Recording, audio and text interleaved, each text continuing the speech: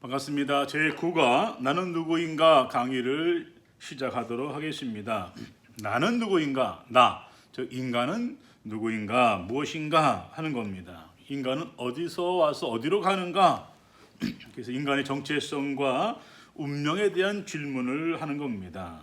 자, 기독교는 창조주 하나님이 신앙의 대전제고 출발점으로 삼아서 그 문제를 해결합니다. 그래서 이 문제를 해결하는데 계시가 필요한 것이죠. 그래서 우리가 이제 인간이 무엇인가, 누구인가 하는 인간의 기원에 대한 문제를 먼저 살펴보고자 합니다. 인간의 기원에 대해서는 종교와 과학가의 논쟁이 있습니다. 그 논쟁은 창조론과 진화론이죠. 여러 세기 동안에 걸쳐서 창조와 진화론이 이제 서로 논쟁을 벌이고 있습니다. 창조론은 유실론을 근간으로 하고 진화론은 이제 무실론을 근간으로 하죠.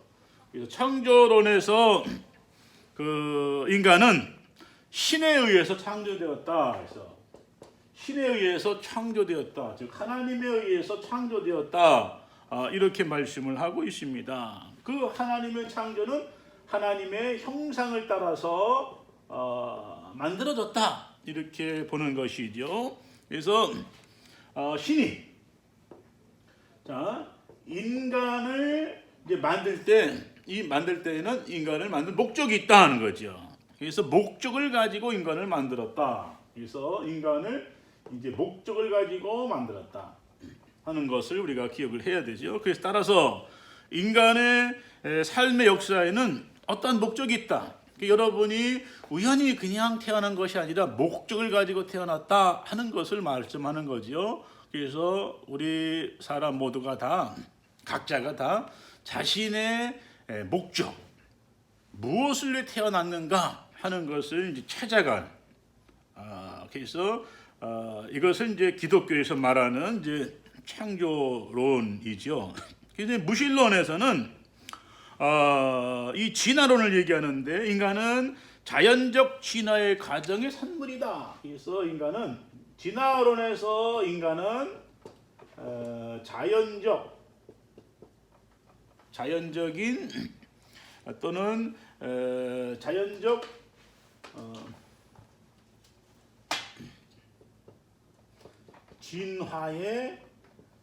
진화의 산물이다 이렇게 얘기를 합니다. 그리고 인간은 이제 고등 동물로 말씀을 하고 있지요. 그래서 진화가 어떤 목적을 가지고 진행되는 것은 아니죠. 그러므로 인간의 삶과 진화에는 목적이 없어요. 이것을 말씀하지 않습니다. 그래서 진화론은 인류 발생과 진화에 대하여서 그럴듯한 해설을 하지만 완전하게 검증된 사실은 아니다 하는 겁니다. 이거 하나의 가설일 뿐이죠.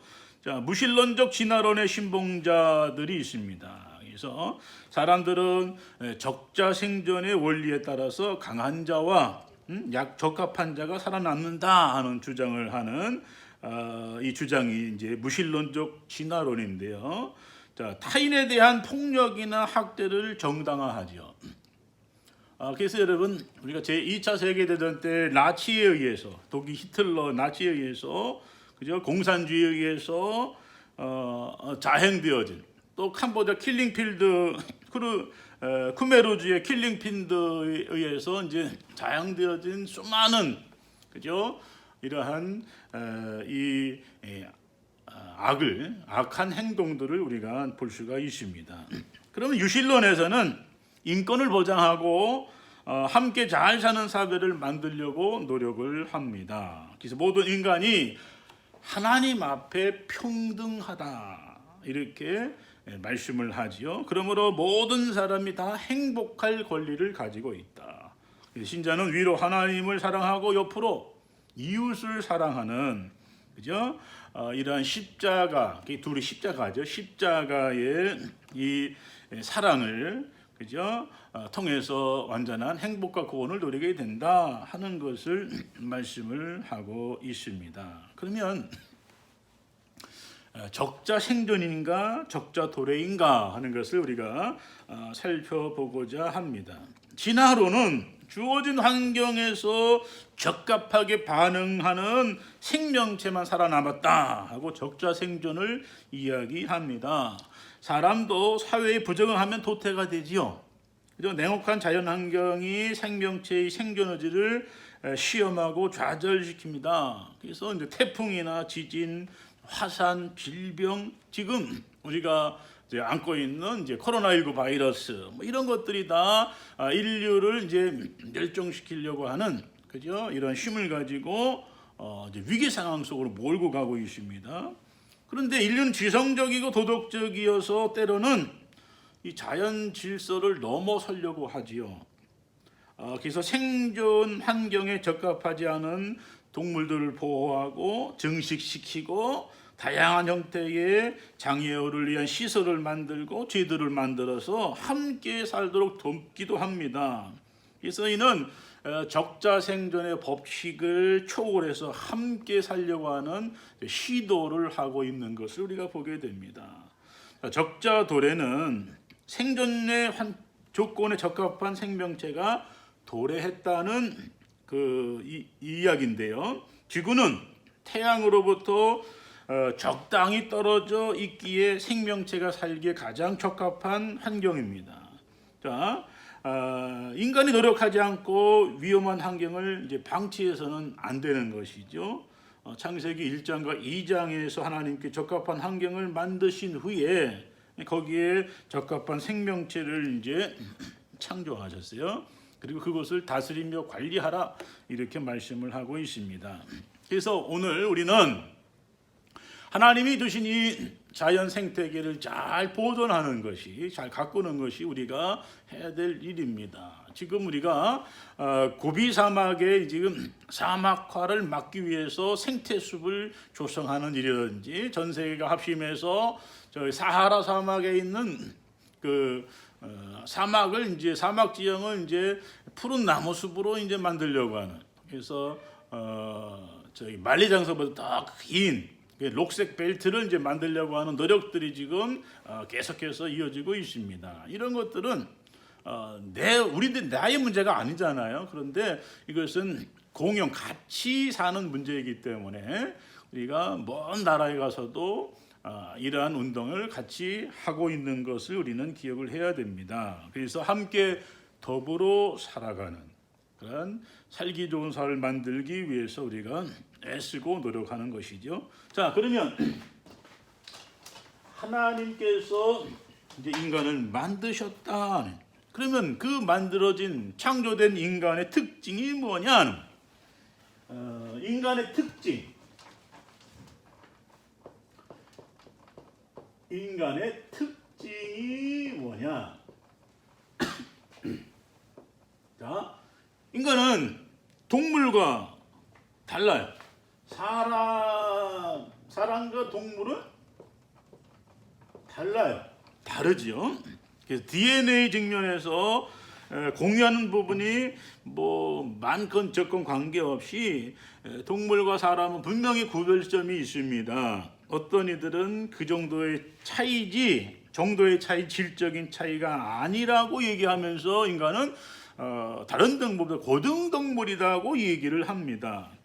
다른 사람들은 그 차이는 본질적인 차이다 이렇게 얘기하기도 합니다. 기독교에서는 동물과 인간의 차이점 사이의 유사성을 무시하지 않으면서 그 차이를 주목하고 있지요. 자, 그러면 우리가 기억을 해야 되는 것이, 자, 인간은 영, 혼, 몸 이렇게 창조되어 있습니다. 근데 동물은 육체와 혼으로 되어 있습니다. 자, 그래서 이제 인간에게는 신이 불어넣으신 신, 하나님께서 불어넣으신 이제 영이 있죠. 영이 있기 때문에 동물과 달라요. 이 영이 있기 때문에 사람만이 신을 추구하죠. 영생을 추구하고 또 지성을 가지고 있기 때문에 영성을 가지고 있기 때문에 역사를 통해서 반추하고 더 나은 세계를 만들려고 노력하고 애쓰는 것을 우리가 볼 수가 있습니다. 그래서 인간이 이성과 도덕과 역사와 종교를 가지고 있죠. 이것이 이제 특징입니다. 근데 육체의 지배를 받는 동물은 약육 강식의 삶을 살죠. 힘센 이제 동물이 약한 동물을 지배하면서 삽니다. 그래서 우리가 기억을 해야 되는 것이 인간만이 영을 가지고 있는 인간만이 거룩한 삶을 살고 봉사하고 희생할 수 있게 된다 하는 것을 우리는 기억을 해야 됩니다. 자, 그러면 여러분 MBTI 검사 하시죠? 성격 유형 검사 테스트를 합니다. 각 개인이 외부로부터 정보를 이제 수집하고 인식하고 자신의 수집된 정보에 따라서 자신의 행동을 이제 결정한다 하는 판단의 기능이 있어서 각 개인이 선호하는 이제 방법이 다 다르다 하는 이러한 그 MBTI 검사를 합니다. 그래서 성격 유형 검사인데 여기에 이제 16가지 그 성격 유형으로 이렇게 이제 나타나기도 하죠. 그래서 인간은 참 다양하게 창조되었다 하는 것을 우리는 기억을 해야 될 것입니다.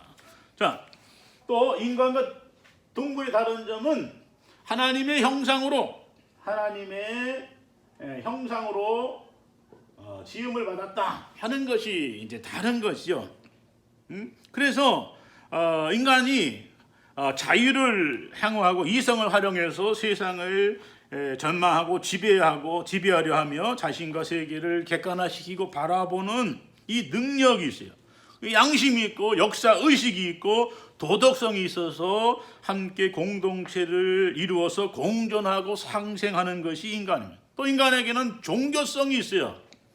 동물에게는 종교성이 없잖아요. 인간에게 종교성이 있어서 영혼과 절대자 그리고 구원, 영혼 또는 천국, 내세에 대한 이러한 개념을 생각하고 그에 대한 믿음의 체계를 만들어서 살아가고 있습니다. 자, 이상과 현실 사이에 괴리도 나타나지만 그래도 사이를 좁히려 하면서 동물과 같이 약육강식이 아니라 남을 위해 봉사, 희생 또는 거룩한 삶을 살려고 노력을 하고 있잖아요. 그래서 이것이 차이예요. 인간만이 갖고 있는 특징은 창의성, 그 다음에 자유, 이성, 종교성, 도덕성, 역사, 의식, 초월적인 능력 이런 것들이 이 인간이 가지고 있는 특징입니다. 자, 사람은 선택의 길을 서 있습니다. 자, 하나님 형상으로 창조된 존엄하고 영광스러운 존재이지만 비천하고 사악한 존재로 타락할 수 있습니다. 그죠? 그래서 인간에게 자유의지가 있어서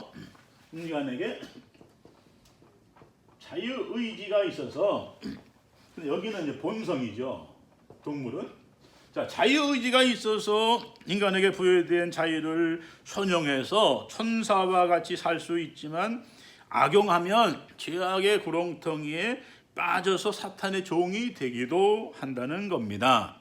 자, 자유의지가 있어서 선과 악을 선택할 수가 있는 것이죠.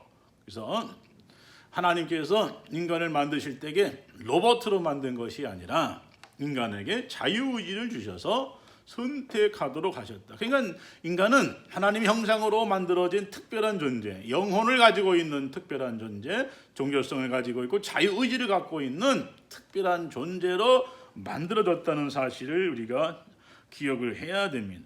그래서 하나님께서 에덴 동산을 만드시고 아담과 하와를 에덴 동산에서 살게 하셨지요. 자, 그러면 그 에덴 동산에서 하나님께서 유일한 금령으로 주신 것이 선악과와 생명과를 따먹지 말라 이렇게 금하셨어요. 자, 그런데 아담과 하와가 하나님의 금령을 어기고 뱀의 꼬임을 받아서 선악과를 따먹고 죄를 짓고 타락해서 이 에덴에서 쫓겨나게 된 내용 여러분 잘 아시잖아요. 자, 그 하나님의 금령을 어기고 신처럼 되고자 하는 욕심, 그죠? 이 욕심은 이것은 자신의 한계를 넘어서 독립적이고 자존적으로 살아보려고 하는 겁니다. 그러니까 하나님으로부터의 자유를 외치고 독립을 외치는 것이죠. 그래서 선악과를 따먹고 눈이 밝아져서 신적인 존재가 스스로 행복과 구원의 길을 갈 수 있다라고 오판을 했어요. 그래서 그 선악과를 따먹은 즉시 눈이 밝아져서 자신들의 치부, 그죠? 하체가 드러나는 치부, 이것을 이제 무화과 나무로 가리게 되잖아요. 그래서 선악을 이제 판단할 수 있게 된 것이죠. 자, 그래서 에덴에서는 더 이상 살 수 없기 때문에 신이 이 에덴에서 아담과 하와를 이제 쫓아냅니다. 그리고 에덴으로 가는 길, 거기는 이제 영생이 있잖아요. 영생 생명과를 먹으면 안 되니까 에덴으로 가는 길을 지키시죠. 추방시켰습니다. 그래서 에덴에서 쫓겨난 아담과 하와는 원죄 굴레에서 살게 됩니다. 그래서 에덴에서 누리던 환희와 사랑은 없어지고 슬픔과 증오와 또는 절망이 엄습하에 오게 되었다는 것을 우리는 기억을 해야 됩니다. 자, 그러면 원죄가 뭐냐 하는 것을 우리가 원죄가 뭐냐? 그러면 이 죄라고 하는 것을 우리가 먼저 살펴보면은 죄는 하마르티아, 그래서 여러분 활쏘기를 쫙 하잖아요. 그러면은 이 목표점이 있는데 여기서 이제 활을 이렇게 쐈는데 이 활이 목표에 딱 가서 맞춰져야 되는데 이걸 벗어난 거예요. 이렇게. 그래서 죄는 이제 목표에서 벗어났다 하는 이제 의미를 가지고 있습니다. 그러면 우리가 기억을 해야 되는 것이 하나님의 말씀을 지키고 그 말씀대로 살아가는, 하나님을 목표로 해서 살아가는 그것이 인간에게 주어진 삶이라고 한다면 이 죄는 이것에서 하나님으로부터 멀어진 것을 얘기하는 것이죠. 그래서 원죄는 하나님과의 영적인 관계가 왜곡되고 인간관계가 금이 가는 거죠. 그래서 이 에덴 동산은 하나님과 교제하던 것인데, 자, 이 교제가 깨졌어요. 이 죄 때문에 깨졌다. 그래서 에덴에서 추방당했다. 그죠? 추방을 당했어. 이것이 이제 원죄라고 하는 것입니다. 그래서 신과의 관계가 왜곡되고 대인 관계가 이제 깨지는, 파괴되는. 우리가 보면 죄가 들어옴으로 인해서 자, 하나님과의 교제가 깨지고 그 다음에 이 아담과 또 하와 그리고 그 다음에 자식들 이 보면은 이 관계가 깨지잖아요. 아담과 하와도 에덴 동산에서 이제 왜 따먹었느냐 선악과 물어보니까 하나님 내가 따먹었으면 회개해, 자기가 이제 따먹었다고 회개를 해야 되는데 그러지 않고 이 당신이 주신 아내 여자가 나를 따먹게 했다, 죄짓게 했다. 여자는 뱀에 전가하는 거죠. 이 관계가 깨지는 거죠. 또 형제 관계가 깨져서 카인이 동생 아벨을 돌로 쳐 죽이는 이런 살인죄를 짓게 되는. 그래서 이 관계들이 이제 깨져가는 거예요. 그래서 이 구원과 은혜와 회복은요, 관계가 다시 이제 깨진 것이 붙어지는 거죠. 회복되는 것을 이제 말씀하는 것입니다. 그 다음에 자연 환경이 원죄 때문에 자연 환경이 파괴됐어요. 그래서 죽음과 질병과 자연 재난이 그죠? 들어옴으로 인해서 인류에게 공포로 몰아넣었다는 겁니다. 자, 인간이 신낙원함으로 방황하면서 살게 됐고 잃어버린 낙원, 그죠? 잃어온 낙원을 이제 그리워하고 그 낙원으로 가기를 이제 돌아가기를 이제 사모하는 존재가 되었다 하는 것을 우리는 기억을 해야 됩니다. 그래서 인간이 죄를 지음으로 타락했다. 그것은 하나님의 말씀을 불순종했다 하는 것. 자, 원죄는 하나님 말씀을 불순종한 게 원죄예요. 자, 그리고 인간의 내면에 선과 악이 공존하고 행과 불행이 교차하는 양면적인 모순에 빠지게 되었다 하는 겁니다. 자, 그러므로 모든 인간은 신앙을 갖고 살아야 된다. 신앙. 모든 인간은 믿음을 갖고 살아야 된다. 무신론자들은 신이 없다 하잖아요. 근데 믿음을 갖고 살아야 된다는 것은 하나님을 믿어야 된다, 신을 믿어야 된다 하는 걸 얘기하는데, 무신론자는 신이 없다 얘기하는. 그러면 생활하죠. 불가지론자들은 신이 있는지 없는지 모르겠다, 확정할 수 없으니 솔직히 모른다, 이렇게 말하고 있습니다. 유신론자들은 삶은 신의 존재, 실존을 믿지요.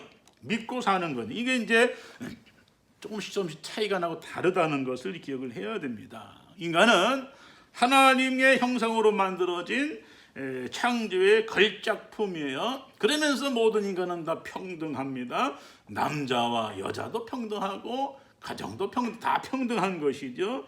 2006년 6월 26일 미국의 두 연구소가 인간의 유전자 지도를 만들었습니다. 신의 영역으로 간주되던 유전자에 대한 암호 문자를 해석할 수 있게 된 것이죠. 이 연구 결과와 그것의 적용이 몰고 올 경제 또는 사회, 종교, 윤리적 파장이 클 것입니다. 한 가지 흥미로운 사실은 사람이 서로 공유하고 있는 부분이 99.9%나 된다는 겁니다. 99.9%. DNA의 암호 문자 중에 0.1%인 300만 개를 제외하고는 다 똑같은 거예요. 누구나 다 똑같다는 거예요. 근데 0.1%가 중요한데, 그것이 인간의 타인과 다른 모습을 결정하는 아주 중요한 요소. 0.1%예요. 그래서 이 0.1%가 이 다른 사람, 타인과 이렇게 구별짓는 요소라고 하는 것이죠. 여러 가지 차이점에도 불구하고 인간은 근원적으로 평등하다는 것이 과학적인, 그죠? 입증인 것을 우리는 기억을 해야 됩니다. 기독교에서 창조주 하나님의 의도를 보면은 평등 사상을 말씀하고 있습니다. 예수는 인종과 계급, 남녀노소를 벽을 넘어서 일하고 계셨고, 하나님이 선인과 악인에게 햇빛과 비를 똑같이 베푸시잖아요. 그죠? 또 한 인간이 사회에 가지고 있는 기능이나 직분에 관계없이 그 한 인간의 인격체로서 중요하고 타인과 동등하다. 그 개념이 있어요. 그래서 교회 안에서도 더 그러해야 된다 하는 것을 말씀하고 있는 것을 우리는 기억을 해야 됩니다. 자, 그럼 인간은 하나님 창조하실 때에 이성적인 인간으로 창조하셨어요. 그럼 이성이 뭐냐? 사람이 바르게 생각하고 적절하게 판단하는 능력이 이성이죠. 그럼 합리적인 사고와 능력을 인간이 가지고 있습니다. 인류는 문화를 발전시키고 문명의 길을 만들어내고 인간의 삶을 편리하게 하는. 그래서 과학과 기술이 이제 발달돼 가지고 이것을 통해서 이런 거, 이 편리함을 이제 추구하게 되죠. 그래서 이성을 기반으로 한 과학 그리고 이 의수의 발달이, 그죠? 인간으로 하여금 지상낙원을 꿈꾸게 했어요. 지상낙원. 그래서 이 땅의 유토피아를 이제 설계할 수 있다, 이렇게 믿었어요. 그래서 18세기, 19세기 모든 것들이 이제 과학에 집중하고 인간의 이성에게 함성에 집중해서 그러한 유토피아를 이 땅에 만들려고 했는데, 중요한 것은 20세기에 두 번에 걸친 전쟁으로 인해서 이것이 산산조각 났죠. 세계 1차 대전과 2차 대전으로 비극과 절망, 고통의 시간을 보냈습니다. 첨단 과학의 기술, 이 지식을 동원해서 만든 무기가 인류를 파괴했고, 인간관계를 파상적으로 몰고 가서 이성과 과학이 모든 문제를 해결한다고 보는 이것은 환상에 지나지 않는다, 이렇게 결론을 내리고 있습니다. 그죠? 그래서 이성숭배의 죄, 수단이지 목적이 돼서는 안 된다고 하는 거 우리가 기억을 해야 됩니다. 신이 없는 과학, 기상낙원을 건설하려고 했지만은 그 꿈이 파괴되었던 인간은 이성과 감성이 이렇게 이성, 감성, 조화를 이루어야 돼요. 그래서 온전한 인격체가 되는 것이죠. 자, 그러므로 이성을 거부하는 것도 잘못된 거예요. 하나님이 창조하신 것이니까. 자, 이성과 과학에 대한 반지성적인 거부도 이거 위험합니다. 기독교는 우주가 하나님의 세계이므로 조직적이라고 하며 인간의 합리성은 하나님의 형상의 일부라고 믿어요. 그래서 이성과 과학, 그죠? 이것을 다 우리가 수용을 해야 되는 것이죠. 그래서 기독교는 감성의 역할과 유효성을 인정하지만 이성의 가치를 거부하지도 않습니다. 자, 이성, 감각, 통찰, 신앙은 우리가 지식을 얻을 수 있는 통로이기 때문이죠. 자, 진리를 추구하는 사람은 자신의 모든 진리를 다 알지 못한다는 것을 인정을 해야 됩니다. 그리고 정직하게 진실을 찾아야 하는 것입니다. 자, 인간은 유한한 존재이죠. 그래서 이 여러 가지 이제 그 한계가 있어요. 한계를 뛰어넘는 것, 뛰어넘을 수 있는 힘, 이런 동력 어디서 얻느냐? 종교에서 얻게 되잖아요. 그래서 우리가 과학과 이성 그리고 종교 이것이 다 우리에게 필요하다는 것. 인간은 진리를 이제 추구하지요. 사람은 보이는 세계를 관찰하고 자연의 법칙이나 사실을 찾으려고 합니다. 인간의 삶과 죽음, 자신의 그 정체와 운명, 내세와 영혼에 대한 비가시적인 세계에 대한 관심도 아주 많습니다. 그러면 여러분, 진리가 뭡니까? 진리란 무엇인가 하는 것을 이제 한번 생각을 해봅시다. 진리가 뭐냐? 그것은 이 실제와 일치하거나 실제를 올바르게 묘사하는 그죠? 진술이 진리죠. 기독교에서는 이 진리는 기독교에서는 하나님이다 이렇게 말씀을 합니다. 하나님이 진리다 이렇게 말을 하고 있습니다. 그리스도인은 우주의 존재와 그것의 원인인 창조주 하나님을 전제로 하면서 살아가죠. 그래서 그의 아들 예수 그리스도가 인류를 구원하기 위해서 이 지구에 왔으며 십자가의 죽음으로 그 목적을 달성했고 부활해서 하나님의 능력을 보여주고 인간의 희망이 되었다 이렇게 믿습니다. 그래서 기독교적 의미에서 진리는 하나님이시면서 예수 그리스도가 진리다 이렇게 믿습니다. 자, 그러면 이 진리가 하나님이고 예수 그리스도라고 하는 것이 어디에 기록되어 있어요? 성경에 기록되어 있습니다. 성경에 이것을 이제 증거하고 있는 것이죠. 그래서 자, 이제 진리가 예수 그리스도다. 그리고 그 진리를 이제 계시하신 것이 성경이죠. 그래서 성경이 이 진리이신 하나님과 예수 그리스도를 추인하는 것이죠. 이것을 우리가 기억을 해야 됩니다. 그래서 그러면 이 진리인 하나님, 예수 그리스도, 하나님의 계시 이것을 이제 해설하는 것, 이것이 신학이에요. 신학. 그리고 신학의 적합성의 판단의 기준이 뭐냐? 그것이 성서적인 기초, 또 경험적 적합성, 통전적 일치성 이런 것이 이제 판단의 기준이 되죠. 그리고 교리적인 서술이 적합하다고 인정받기 위해서는 이제 성경의 추인을 받아야 돼요. 그래서 모든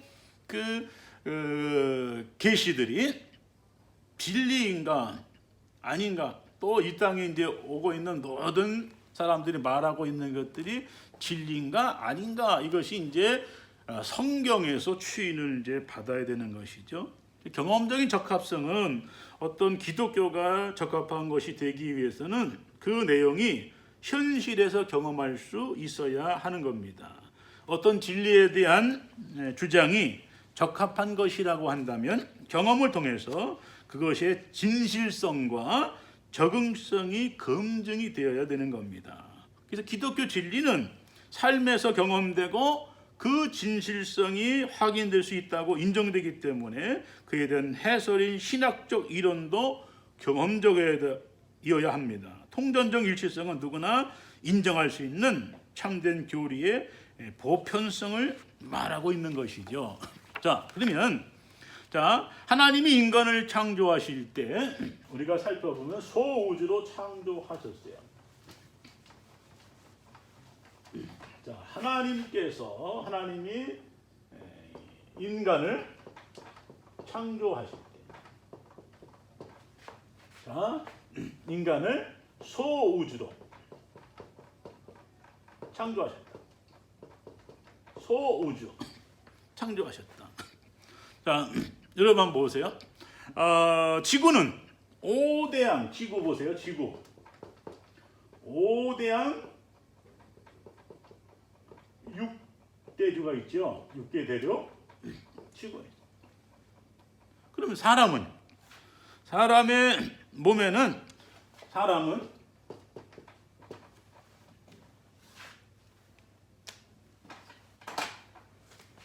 오장 육부가 있어요. 자, 그래서 지구는 5대양 6제도로 구성되어 있고 사람을 보니까 5장 6부로 이렇게 되어 있습니다. 여러분 1년은 4계절이고 12개월이고 365일이잖아요. 1년 4계절 12달 365일. 사람은 사지가 있고요. 그죠? 12경락이 있고요. 365혈이 있습니다. 좀 희한하죠? 또 이 지구에서 바다의 비율이 75%예요. 자, 지구에서 바다는 75%예요. 그럼 사람에게서 물이 얼마일까요? 물도 역시 물 75%예요. 자, 이 자전축, 지구축이 기울어 있잖아요. 심장도 마찬가지로 그만큼 기울기만큼 왼쪽으로 이렇게 기울어져 있습니다. 그래서 지구의 자장은 7.83Hz. 지구의 자장이 7.83 Hz. 그러면은 인간의 뇌파도 7.83 Hz가 됩니다. 희한한 것이죠. 자, 하늘에는 북두칠성이 있고 그 뒤 가려져 있는 별을 합해도 그 앞에 9구멍이 있다고 하는데 인간의 몸도요. 2개의 눈, 2개의 귀, 2개의 콧구멍, 입과 그 아래 가려져 있는 2개를 합하면 모두 이렇게 9개의 구멍이 되는 것이죠. 그러면 우리가 기억을 한번 해봅시다. 자, 인간은 해 뜨면 일어나서 일하고 해 지면 집에 들어가서 가족과 함께 지내는 것이 당연한 거다. 그래서 여러분 성경에 보니까 인간에게 주어진 그 날들의 시간은 저녁이 되며 아침이 될 이게 하루예요. 저녁부터 그 다음 날 저녁 해질 때까지가 이제 하루라고 하는 것인데, 자, 그러면 인간은 일을 하고 나서 반드시 쉬어야 돼요. 그죠? 쉼이 있어야 돼요. 그래서 저녁에 이제 쉬게 되어 있다는 것. 그래야 이제 건강한 것이죠. 이 주야가 바뀌면 어떻게 될까요? 건강에 반드시 이상이 오지요. 자, 감기 걸렸을 때 낮에는 괜찮은데 밤에 유독 고열과 기침이 드는 이유는 태양으로부터 에너지와 떨어져 있기 때문인 것이죠. 그래서 태양 아래에서 우리 몸은 늘 교감하는 거단 말이죠. 이것을 우리가 기억을 해요. 그러면은 여러분 한번 보시면은 이 지구의 구성과 인간의 구성이 같다. 소우주로 창조되었다 하는 것을 우리가 보게 됩니다. 여기에 하나가 문제가 생기면은 이제 인간이 아프고 병들어 죽게 되는 거잖아요. 그러니까 인간의 이 과학이 이런 것들이 왜 있는지는 몰라요. 그런데 이런 것들이 이제 어떻게 역할하는지는 이것이 이제 우리가 알아가는 거죠. 하나님이 주신 이성과 지혜를 가지고 과학적으로 논증하면서 알 수가 있는 거잖아요. 그러니까 이런 것들을 우리가 기억을 해야 된다는 겁니다. 그래서 인간은 이렇게 하나님에 의해서 신적인 능력으로 우리가 창조되었는데, 인간이 하나님께서 주시는 하나님 형상으로 하나님 능력을 받아서 창조되었다 하는 것을 우리가 기억을 해야 됩니다. 그럼 인간의 운명은 어떻게 될 것인가? 운명에 대한 이야기를 한번 해보고자 합니다. 운명, 인간의 운명. 자, 예수가 나타난 이제 예수를 믿음으로 이제 새로운 사람, 새로운 인간성이 됐잖아요. 자, 예수는 본래적인 인간이고 인간의 인간성의 완성이고 새로운 인간으로 우리가 믿고 있습니다. 사도 바울은 예수를 제2의 아담, 하나님 완전한 형상으로 얘기하고 있습니다. 현실적 인간이 일그러진 신의 형상을 가진 반면에 예수는 종말론적인 인간으로 참된 신의 형상을 가지고 있는 것이죠. 그래서 오늘 예수 그리스도, 예수 자신은 순종을 통해서 믿고 회개하는 사람들에게 새 아담의 생명과 성품을 수여할, 그래서 우리가 예수를 믿을 때 새 인간성에 참여하게 되고 옛 이미지가 변형되고 새로운 피조물이 된다는 겁니다. 그래서 예수는 자연적 인간 존재의 조건과 한계를 초월해 계시는 분이죠. 사람은 불가피하여 자유와 또 자유와 제한을 있고 초월성과 유한성을 가지고 있고 삶과 죽음 사이에서 긴장 속에 살고 있고 그런 모순된 상황에서 벗어날 수 없는 것이죠. 그래서 예수는 자신의 삶의 현실적 연관성을 희생시키지 않으면서 그런 인간 존재의 필연성을 넘어서고 있습니다. 예수는 순종과 사랑으로 인간의 자아중심적 구조를 극복하고 자신의 부활을 통해서 인간의 난제인 죄와 이 죽음의 문제를 해결하는 것이죠. 그래서 인간 자아중심적인 그 인간성을 초월해 계시는 분이 바로 예수 그리스도다. 그래서 자아중심성을 극복한 예수의 삶은 사랑 또 개방성을 통해서 우리에게 새로운 사람의 모습을 보여주고 있는 겁니다. 십자가의 희생과 죽음은 희생적 사랑의 극치를 보여주고 있고 궁극적인 존재의 규범을 우리에게 말씀하고 있는 겁니다. 이 십자가의 사랑은 자기를 희생하는 아가페의 사랑을 말하고 있는 거죠. 그래서 상호 관계적인 사랑은 자유로이 이루는 삶과 생명과 조화를 이루고, 희생적인 사랑은 악하고 유한한 역사와 한계를 뛰어넘어서 신과 인간의 영혼을 조화롭게 만드는 것입니다. 그러므로 새 인간성의 표상, 그죠? 인간성의 표준으로서 예수는 완전한 사랑의 역사성의 역사적인 성육신이고 참된 삶과 영원한 삶을 갈망하는 모든 사람들의 표상이 되는 겁니다. 그래서 이제 인간의 운명이, 인간은 죄를 지었을 때에 죄값은 사망이에요.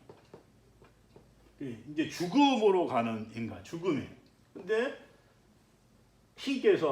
하나님께서 죄에 대한 대가를 이제 지불하셨어요. 지불하셨습니다. 그래서 예수 그리스도를 십자가에 죽이심으로 이 피를 통해서 구원하였죠.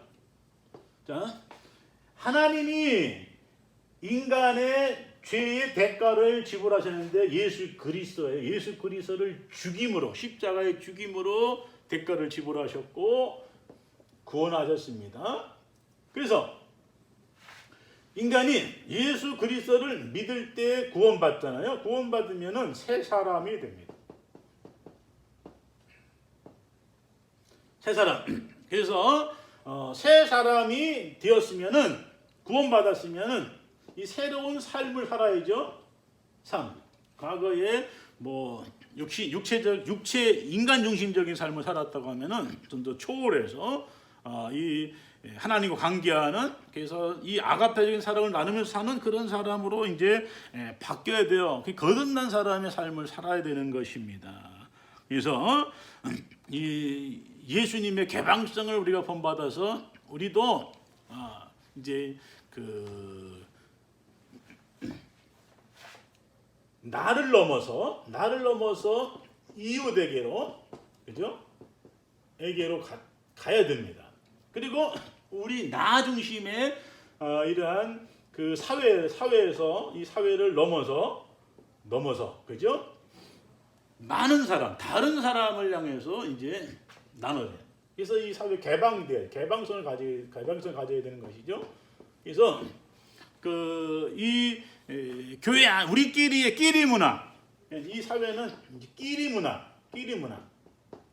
이걸 넘어서 함께하는 개방성을 갖는 이 사회로 만들어야 되는 겁니다. 그래서 교회 안에 모든 사람이 다 들어오도록, 여기는 이제 백인도 흑인도 황인정도 잘 사는 사람 못 사는 사람 노인 아이 모든 사람이 다 들어와서 함께 예수 그리스도를 믿고 구원받아 새 사람이 되는 이러한 그 삶을 살아가는 이 아가페적인 사랑과 희생 사랑, 여기 축복이 있는 그러한 공동체를 우리가 만들어야 되는 겁니다. 우리의 삶과 역사적인 원천인 하나님을 중심에 모시고 우리가 살아야 되는 겁니다. 주님을 떠난 삶은 공허한 것이죠. 그래서 이 주님을 이제 모시고 살 때에 오늘 우리는 하나님이 원하시는 삶을 살 수가 있습니다. 루이스는 얘기합니다. 내 자신을 바라보라. 그러면 결국 미움, 고독, 절망, 분노, 황폐, 부패만 찾게 될 것이다. 그러나 그리스도를 찾으면 그를 발견할 것이다. 그리고 그분과 함께 포기했던 다른 모든 것들도 얻을 것이다. 이렇게 루이스가 말하고 있습니다. 여러분, 우리가 소화적인 나를 벗어나서 우리가 대승적인 차원에서 예수 그리스도의 삶을 본받아서 이 세상을 변화시키는, 그래서 우리 성결대학교가 추구하는, 그죠?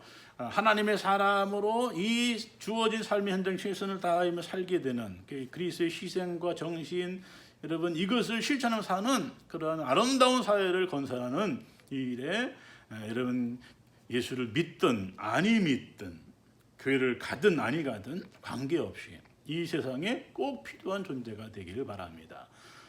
사람은 누구나 다 독특하게 창조되었죠.